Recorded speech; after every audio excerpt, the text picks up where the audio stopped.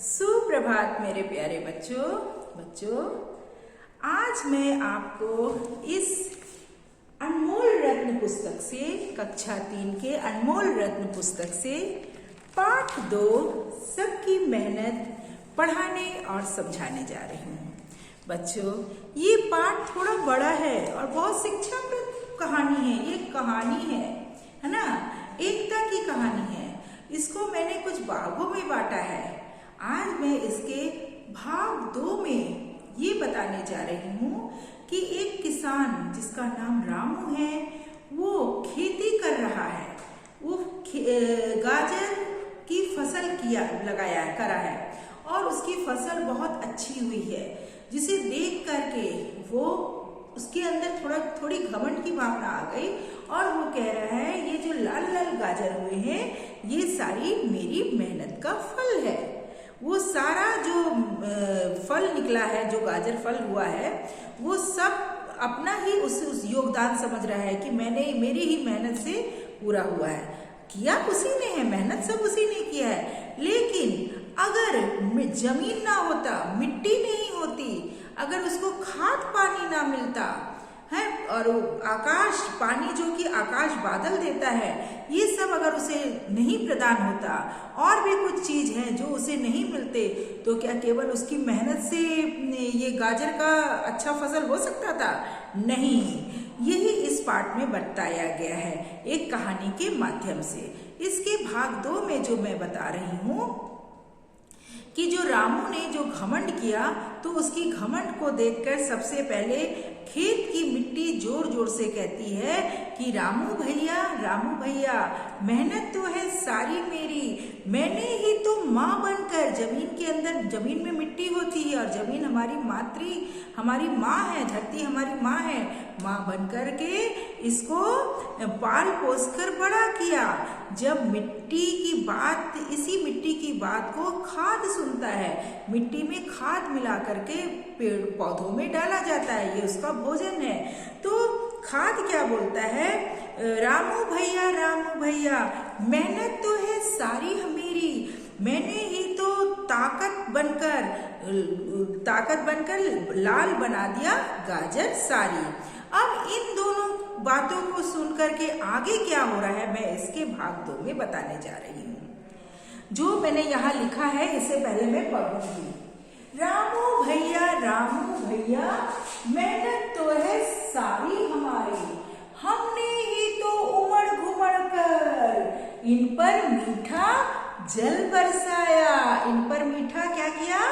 जल बरसाया। अब बादल की इस बात को, जब बादल ये घमंड भरी बातें बोल रहा है, तो उसकी इस बात को सुनकर भला कौन क्या पीछे रह जाता? ये जो सूरज था, जो आसमान में जो सुबह के समय जो सूरज निकलता है, ये देखिए मैंने यहाँ चित्र भी बनाया है। ये सूरज कैसे चुप रहता? वो क्या बोल उठा, उससे रहा नहीं गया और वो बोल उठा, रामू भैया मेहनत तो है सारी मेरी। सब अपने ऊपर ले रहे हैं कि मेहनत तो है सारी मेरी ही तपती किरणों ने। जो किरण होती है दोपहर के समय, तपने लग जाता है। लोग 10 मिनट के लिए भी धूप में खड़े होंगे तो वो गिर सकते हैं। तपती किरणों ने गाजर का भोजन बनवाया। अब ये किसने बोला? सूरज ने बोला, सूर्य देवता जी ने बोला। अब उसकी बात सुन करके चंदा मामा, रात में कौन आते हैं? चंदा मामा दूर के पुए पकाए गुड़ के। जब हम लोग छोटे थे, आप भी छोटे होंगे, तो मम्मी लोग लोरी सुनाती है, बहुत सुंदर। चंदा मामा दूर के पुए पकाए गुड़ के, आप खाए थाली में, मुन्ने को 2 प्याली में। प्याली गई टूट, मुन्ना गया रूठ, लाएंगे नहीं प्यालियां, बजा बजा के तालियां। तो ये वही चंदा मामा है। तो चंदा मामा कैसे चुप रहते? वो कैसे पीछे उठ रहते? तो वो भी बोल उठे, रामू भैया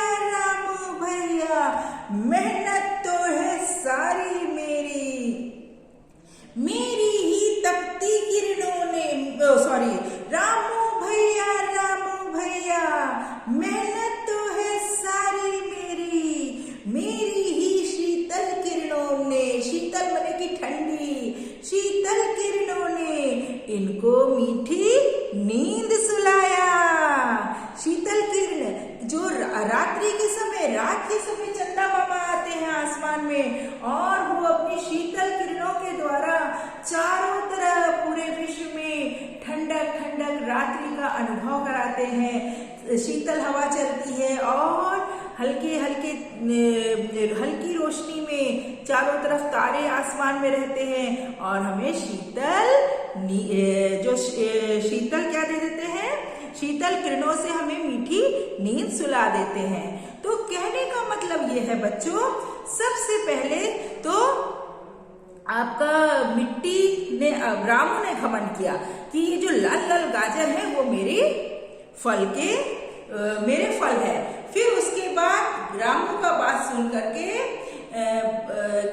जमीन में जो मिट्टी होती है उसने घमंड करके बोला, और मिट्टी की बात सुन करके मिट्टी में जो खाद मिलाया जाता है उसने कहा कि ये मेरे मेहनत का फल है। इन दोनों की बातें सुन करके आकाश में जो काले काले बादल छाते हैं, बादलों के द्वारा धरती पर बारिश होती है। ये बादल कहता है कि ये सारी मेहनत तो मेरी है, मैं ही आकाश में उमड़ घुमड़ कर चारों तरफ उमड़ता घुमड़ता हूँ और जल बरसाता हूँ। अगर मेरी बारिश नहीं होगी, अगर मैं वर्षा नहीं कराऊंगा तो ये खेतों में पानी कहाँ से मिलेगा और खेत सारे मर जाएंगे, पेड़ पौधे ठीक से नहीं उगेंगे। तो इसने भी अपना पूरा बोला कि सारी मेहनत मेरी है।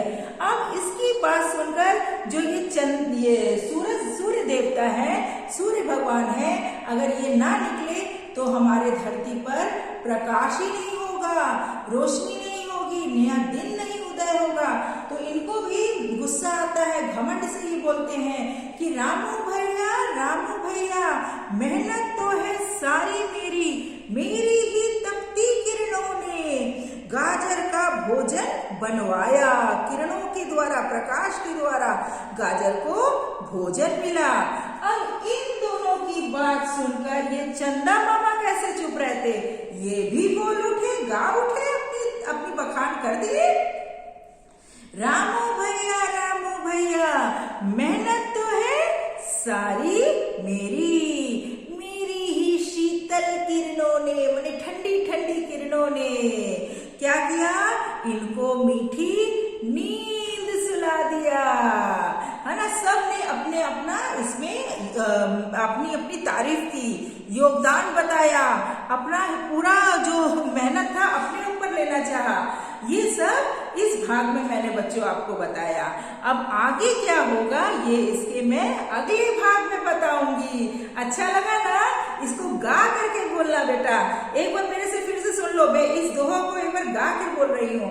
रामू भैया मेहनत तो है सारी मेरी, हमने ही उमड़ घुमड़ कर इन पर मीठा जल बरसाया। ये हो गया, ये तो बोला बादल बोला। अब सूरज क्या बोल रहा है रोते हुए, रामू भैया मेहनत तो है सारी मेरी ही तपती किरणों ने गाजर का भोजन बनवाया। ये सूरज जी ने बोला।